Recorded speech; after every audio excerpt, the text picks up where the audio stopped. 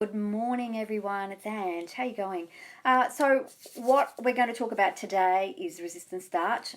I'm a bit late this morning because I still have kids at home on holidays, from school holidays. Anybody else got kids home from school holidays? Oh my God, I've only got one left and he's in year 12 and he is so difficult to motivate.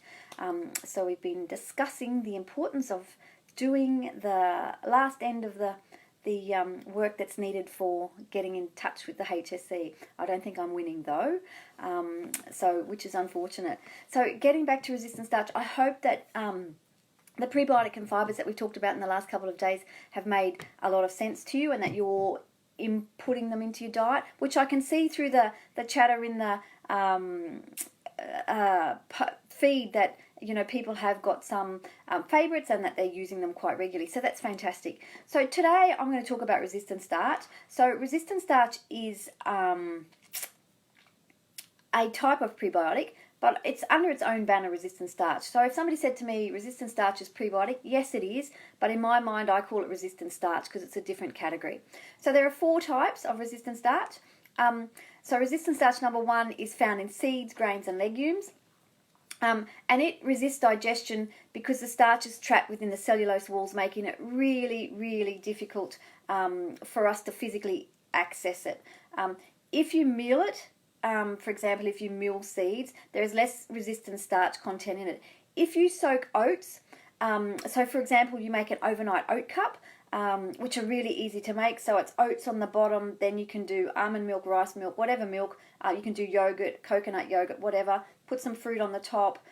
Do more oats, do more yogurt or milk, and then put some more fruit on the top. Make sure that the oats are covered completely with some liquid so they absorb it overnight, and pop it in the fridge.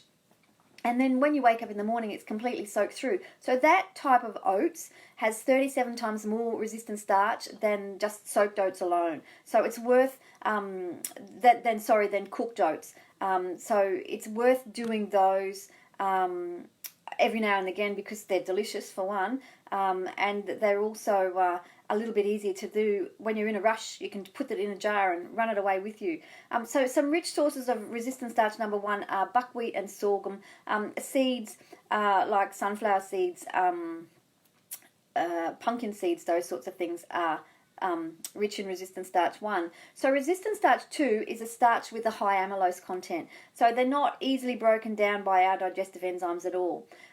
They're found in some starchy foods, including raw potato, plantains, and green unripe bananas. So the more unripe a banana it is, the more it will leave that furry taste in your mouth, the better it is for your gut bacteria. I last week had bought these green bananas and I thought they'd turned from just really green to a little bit green. I thought I'll have one of those, but by the end of it I was going, because it takes all the moisture out of your mouth. RS2, resistant starch number 2, is also found in legumes. So this is the one that's mostly found in dietary supplements and functional foods. You have to cook these foods to make the starch more digestible. So things like plantain flour, green banana flour, and potato starch. But the problem with cooking them is they are more digestible, but once you cook them, you lose the resistant starch. So they must be eaten unheated. And I have lots of people say, yes, I cook with green banana flour, but again, once you cook with it, it no longer has the resistant starch. So, and the third one, which is the one I like the most, is retrograde starch. So resistant starch number 3 is retrograde starch. So it happens when you forms when you cook starchy foods, so including root vegetables and whole grains, which are cooked and then cooled. So cooking process turns the digestible starches into resistant starch. So cooked and cooled sweet potato or potato, cooked and cooled rice, or other grains as well. So my thing for people is resistant starch should be something that you try and get in every day. And one of the easiest ways, I think, is to cook a tray. If you're having a roast dinner on Sunday night, cook extra potatoes and then just add them cold to your salad or whatever. So the trick with this one, if you do cooked and cooled rice, make a sauce for the rice. Don't reheat the rice, because once you reheat it, you lose the resistant starch. So if I make like a butter chicken sauce or something like that, I will put the cold rice in and pour the warm warm butter chicken over the top. So then you can fold it all through and it will actually heat it. because you can heat it to 37 degrees, but once you go over that, you lose the benefits of the resistant starch. So try and keep it on the cooler side if you can. Resistant starch number 3 is also found in legumes, black beans, adzuki beans, red lentils, chickpeas, kidney beans, peas that are dried, all peas that are dried, and fava beans. So that's where you'll find the bulk of it. And again, I recommend you do try and get a little bit of this every single day, because it'll supercharge some of your gut bacteria. And the last one is resistant starch 4. This is human made.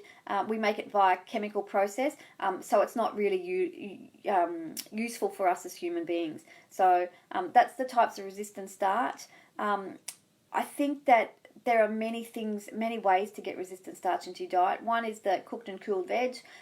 2 is trying some legumes and some adzuki beans, kidney beans, those sorts of things. And even when you're having a snack, look at dried fava beans. You can get them now, although it's difficult to find one that's really unsalted.